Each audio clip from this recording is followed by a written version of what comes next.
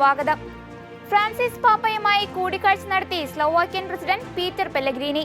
കൂടിക്കാഴ്ചയ്ക്ക് ശേഷം president Peter പെല്ലഗ്രീനി Vatican സംസ്ഥാന കാര്യദർശി കർദിനാൾ പിയത്രോ പരോളിനും വിദേശ രാജ്യങ്ങളും അന്താരാഷ്ട്ര സംഘടനകളുമായുള്ള ബന്ധങ്ങൾക്കായുള്ള വിഭാഗത്തിന്റെ കാര്യദർശിയായ ആർച്ച് ബിഷപ്പ് പോൾ റിച്ചാർഡ് ഗാലഗേറുമായി കൂടിക്കാഴ്ച നടത്തി.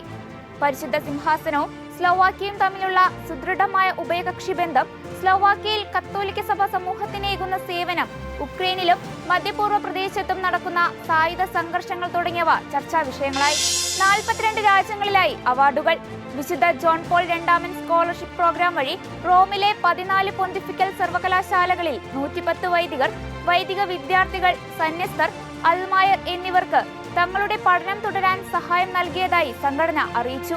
സംഘടനയുടെ ആരംഭം മുതൽ ഏകദേശം $14 മില്യൺ സ്കോളർഷിപ്പ് തുകയായി നൽകിയിട്ടുണ്ടെന്നും പേപ്പൽ ഫൗണ്ടേഷൻ വ്യക്തമാക്കി.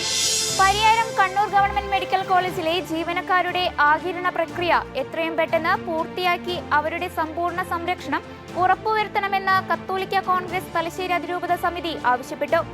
ആകിരണ പ്രക്രിയ പൂർത്തിയാക്കി ജീവനക്കാർക്ക് സീനിയോറിറ്റി അനുവദിച്ചു കൊടുക്കണം. സർക്കാർ സ്കെയിലിൽ ശമ്പളം കൊടുക്കുകയും സഹകരണ മേഖലയിലായിരുന്നപ്പോൾ കിട്ടിക്കൊണ്ടിരുന്ന ശമ്പളം ലഭിക്കുകയും ചെയ്താൽ മാത്രമേ ജീവനക്കാരുടെ ഭാവി സംബന്ധിച്ച പ്രശ്നങ്ങളിൽ പരിഹാരം കാണാൻ സാധിക്കൂ എന്ന് കത്തോലിക്ക Congress global director reverend doctor Philip Kaviyil പറഞ്ഞു.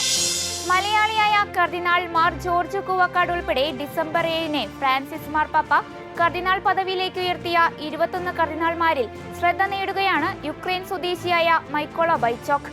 ആഗോള കത്തോലിക്ക സഭയിലെ ഏറ്റവും പ്രായം കുറഞ്ഞ കർദിനാൾ എന്ന വിശേഷണത്തിലാണ് ഓസ്ട്രേലിയയിലെ മെൽബണിലെ യുക്രൈനിയൻ ഗ്രീക്ക് കത്തോലിക്ക രൂപതയുടെ അധ്യക്ഷനായ കർദിനാൾ മൈക്കോള ബൈച്ചോക്ക് അർഹനായിരിക്കുന്നത്.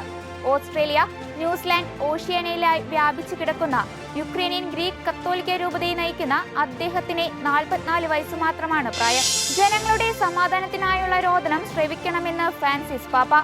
മനുഷ്യാവകാശ ദിനമായ ഡിസംബർ 10 സാമൂഹ്യ മാധ്യമമായ എക്സിലൂടെയാണ് ഫ്രാൻസിസ് പാപ്പ സന്ദേശം പങ്കുവച്ചത്. ജീവനും സമാധാനത്തിനുമുള്ള മനുഷ്യാവകാശങ്ങൾ മറ്റെല്ലാ അവകാശങ്ങളും വിനിയോഗിക്കുന്നതിനുള്ള അനിവാര്യമായ വ്യവസ്ഥയാണ്. യുദ്ധം മൂലം മൗലികമായ അവകാശങ്ങൾ നിഷേധിക്കപ്പെട്ട ദശലക്ഷക്കണക്കിന് ആളുകളുടെ സമാധാനത്തിനായുള്ള മുറവിളി ഭരണകർത്താക്കൾ കേൾക്കണമെന്നും പാപ്പ കൂട്ടിച്ചേർത്തു. ഇതോടെ ചർച്ച് അപ്ഡേറ്റ്സ് പൂർണ്ണമാകുന്നു. നന്ദി.